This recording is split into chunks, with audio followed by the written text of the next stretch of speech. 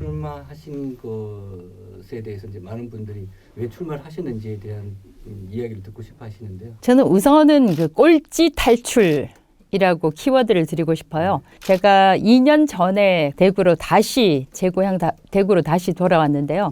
그때 제가 느꼈던 것이 80년대 중반하고 너무 달라졌다. 그때는 대구가 3위 도시였어요. 네네. 근데 이제 3위 도시에서 다시 제가 돌아와서 목격한 2020년대의 대구는 3류 도시가 돼버렸단 말입니다. 네. 그때만 하더라도 대구가 경제적으로나 정치적으로나 자부심이 있었다. 네. 말 그대로 우파, 좌파를 아우르는 그런 그 정치적인 리더로서의 자부심을 가진 대구였다. 그리고 경제적으로도 보면 뭐 우리가 잘 알다시피 삼성상회가 여기서 출발하기도 했었고 이렇게 이제 자부심을 가지고 있었는데 다시 돌아와서 목격한 대구는 3류 도시, 3등 도시가 돼 있더라는 거죠. 광주만 하더라도 광주는 이제 떠오른 그런 위치를 가지고 있고 대구는 이제 왠지 내리막을 걷는 그런 형국에 처해 있어요. 이대로는 안 되겠다. 인간 이진숙으로서의 DNA를 만들어준 이 고향 대구를 위해서 내가 할 몫이 역할이 크다. 그런 생각을 하게 됐습니다. 이 후보님께서 당선이 되신다 그러면 대한민국 최초의 여성 광역자치단체장으로 저는 알고 있습니다. 지금 이제 중요한 질문을 문제를 제시기를 하셨는데요. 나와 있는 후보 군도 보면은 두드러지는 여성광역단체장 예비 후보들이 없습니다. 대한민국에서 여성자치단체장은 제로입니다. 이게 뭐 오케이라는 뜻이 아니라 약간은 자괴감까지 드는 것이 타 분야에 있어서는 그것이 경제 분야도 여성 CEO들이 많지 않습니까? 스포츠나 또 예능 분야에 있어서는 여성들의 능력이 출중합니다. 이 정치 분야에 있어서만은 가지고 있는 역량과 능력을 제대로 평가받지 못하고 있다. 민주당에서 딱 하나 부러운 게 있습니다. 문재인 정권이 지난 5년 동안에 벌여놓았던 그 여러 가지 폐단들에도 불구하고 민주당에서의 그 여성 위치, 여성들의 위상을 보면은 우파 정당에 속한 여성 정치인들이 굉장히 부러운 부분이 있다. 추미애 법무부 장관, 김현미 국토교통부 장관, 박영선 중소기업부 장관, 또 강경화 외교부 장관, 주요 부처의 장관들이 여성이었다는 얘기예요. 근데 우파 정당에서는 여성 장관들이 전무합니다. 제가 이제 선거운동을 하면서 많은 유권자들 시민을 만나지만 이진숙입니다 했을 때는 이제 잘 모르는 분들도 꽤 있죠. 종군 기자라고 하면서 바그다드에서 MBC 뉴스 이진숙입니다. 이 멘트를 한번 해요. 그러면 뭐 많은 분들이 여러분들이 동시에 그렇게 이제 이야기를 하거든요. 근데 제가 이 말씀을 왜 드리냐 하면은 여성이니까 잘 봐주세요. 여성이니까 뭐 몇 퍼센트 뭐를 주세요. 그렇게 주장하고 산 인생은 아니었습니다. 그래서 아까 이제 질문으로 다시 돌아가면 제가 만약에 시장이 되면 뭐 큰 이변이죠. 말 그대로 젠더 혁명이고 선거 혁명이고 대구의 혁명이고 대한민국의 혁명이라고 봐요. 그것이야말로 윤석열 당선인의 그 변화된 모습을 보여주는 그런 신호탄이 될 거다. 저는 이렇게 보고 있습니다. 그래서 지금까지 이제 그 후보들의 그 지지율을 보면 이건 유명세, 인지도 순서예요. 이름 아는 순서대로 이제 지지율이 나온 거지. 그게 인지도 조사지 지지율 조사냐. 유권자들한테 드리고 싶은 이야기는 뭐냐 하면 아는 후보를 찍는 게 아니라 후보를 알아보고 선택을 하시라. 이걸 제가 아주 간곡하게 부탁을 드리고 싶어요. 박영진 대구시장께서 3선 도전을 포기하셨습니다. 네. 이 예비 후보님한테 어떤 영향을 줄 것이라고 생각을 하시는지 한번. 어떤 영향을 줄지는 참 이제 며칠 두고 봐야 되는데요. 불출마 선언을 하신 마당에 제 입장에서 존중한다고 하기는 좀 그렇지만 참 고뇌에 찬 결단을 하셨구나 그런 생각이 들고 좀 전에 누가 그런 얘기를 하더라고요. 이진숙 후보한테는 뭐 이게 좋은 일이 되겠냐 나쁜 일이 되겠냐 이렇게 얘기를 하는데 그건 정말 그 유권자들께서 판단을 하시리라고 생각을 합니다. 그리고 지금까지 제가 권 시장을 참 많이 비판을 했어요. 8년 동안 꼴찌 탈출을 못 시켰으니까 삼선까지 뽑으면 안 된다 이렇게 주장까지 했었는데 이제 불출마를 결정을 하셨으니까 앞으로 좀 저를 좀 도와주셨으면 좋겠다. 뭐 불출마 선언하신 당일날에 이렇게 말씀드리는 건 참 그 예의가 아니지만 그런 소망도 가지고 있습니다. 대구 경제가 많이 어렵습니다. 그 이유가 어디에 있다고 보십니까? 양쪽 다가 그 책임이 있다고 보는데 자치단체에 대해서 결정하는 건 누굽니까? 최종 결제 도장을 찍는 건 누굽니까? 자치단체 장이잖아요. 12개 지역구에 있는 국회의원들입니다. 다들 열심히 노력도 해 오셨지만 결과가 안 좋으면 그거는 결국은 이제 제대로 된 결정을 하지 않았다는 거죠.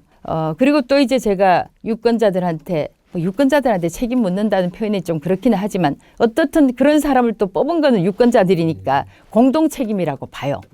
저는 지금까지 이제 많은 후보들 또 역대 결정권을 가지고 있었던 그분들이요. 대구를 뭐 흔히 분지로 표현하지 않습니까? 이 분지 속에 푹 갇혀 있었다. 울타리를 뛰어넘지 못했다. 그 생각을 합니다.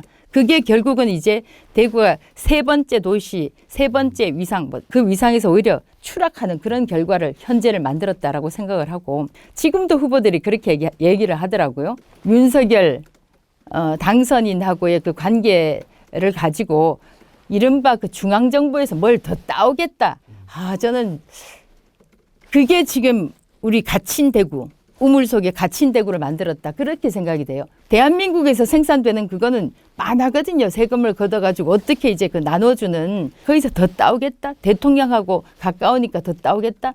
저는 그렇게 해서는 지금까지의 대구에서 벗어나지 못한다고 생각합니다. 제가 다른 후보들하고 차별화를 가진 게 있다면 저는 글로벌이에요. 그리고 제가 글로벌 대구를 과감하게 외칩니다. 오늘의 대한민국을 만든 게 뭡니까?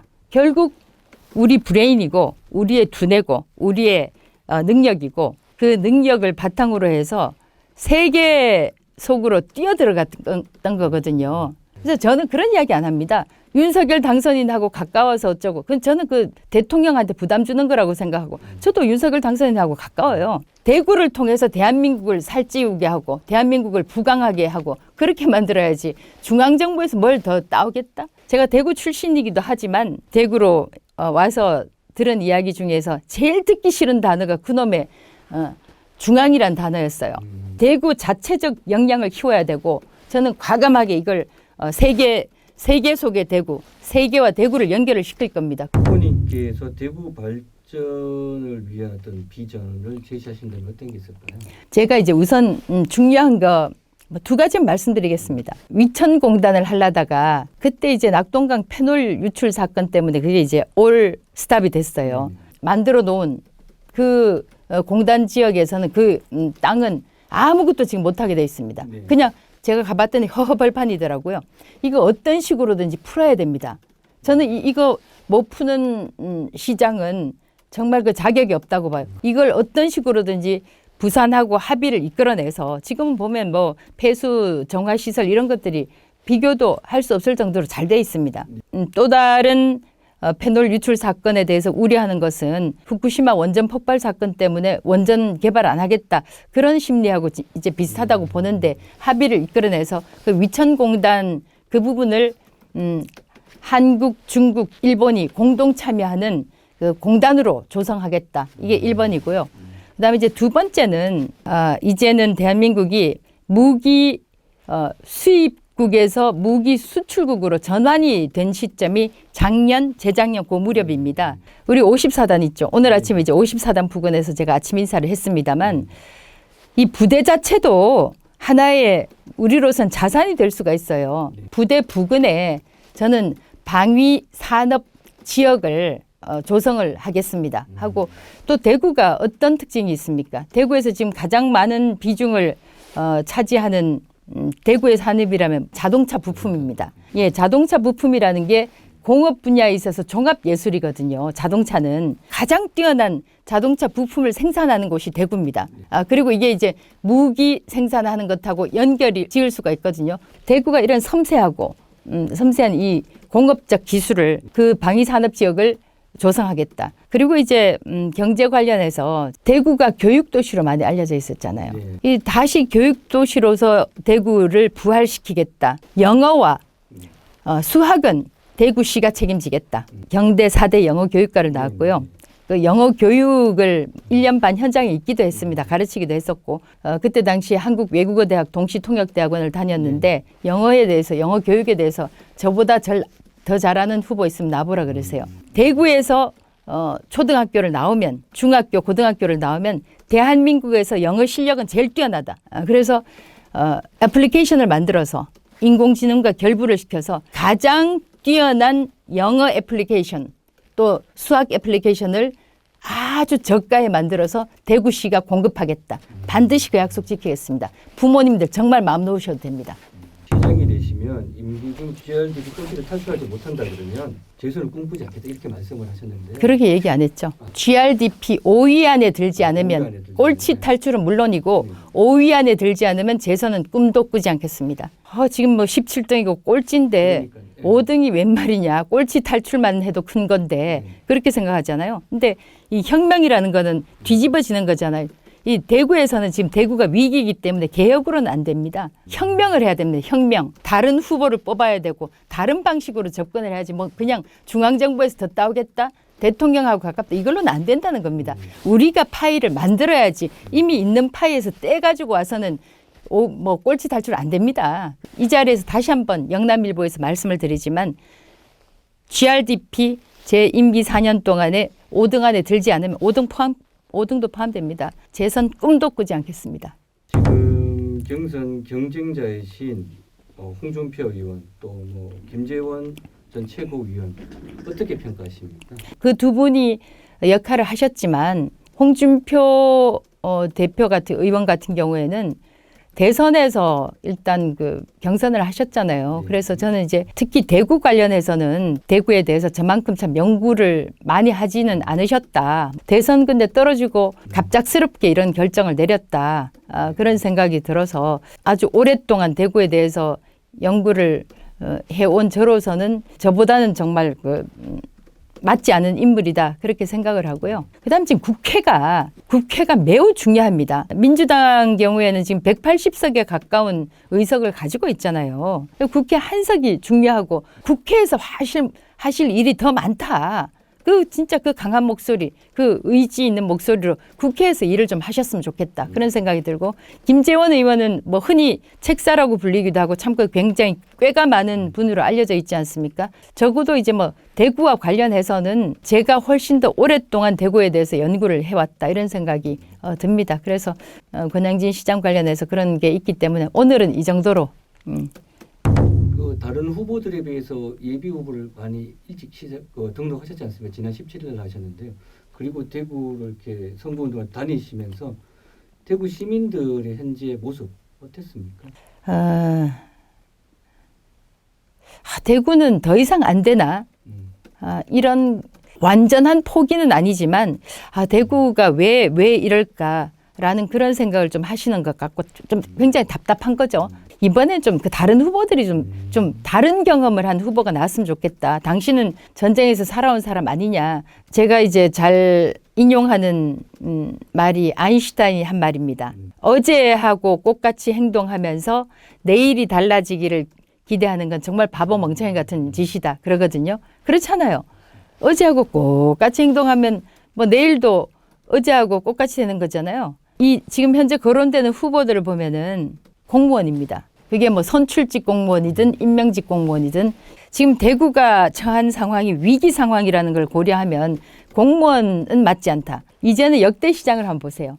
장관 출신, 차관 출신, 국회의원 출신 공무원이거든요. 저 같은 경우는 공무원이 아니었죠. 그리고 제 직업을 위해서 실질적으로 목숨 한번 걸어봤습니다. 제가 그때 그 국경을 넘을 때 난 죽을 수도 있다. 그 생각을 했었고 그때 당시 우리 애가 딸이 4살이었습니다. 그렇게 목숨 한번 걸어본 후보 있습니까? 저는 그 말씀을 드립니다. 그리고 행정 경험이 없지 않냐. 뭐 기자가 무슨 뭐를 하냐 이렇게 얘기를 하시는데 본사에서는 최초의 여성 기획본부장, 최초의 여성 보도본부장으로서 임원을 해봤고 역시 또 최초의 여성 사장으로서 지역사를 경영을 해보기도 했습니다. 우선은 무엇보다도 지금 위기에 처한 대구가 가장 필요로 하는 지도자, 리더상은 목숨을 걸고 모험할 각오가 돼 있고 넓은 세상으로 대구를 끌어낼 수 있는 그런 역량을 가진 사람이 필요하다고 생각합니다. 대구 시민들에게 한 말씀 부탁을 드리겠습니다.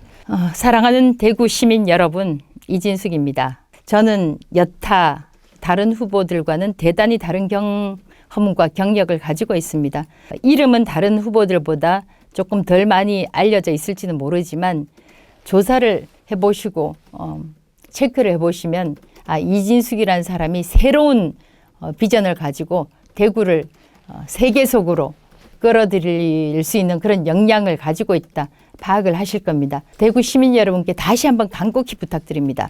아는 후보가 아니라 후보들에 대해서 알아보고 선택을 해 주십사 부탁드립니다. 다시 한번 마지막으로 강조드리고 싶은 것은 GRDP 현재 대구 꼴찌입니다. 17개 중에서 17등입니다. 꼴찌입니다. 만약 제 임기 중에서 GRDP 5위 안에 들지 않으면 저는 재선 꿈도 꾸지 않겠습니다. 고맙습니다. 감사합니다. 감사합니다.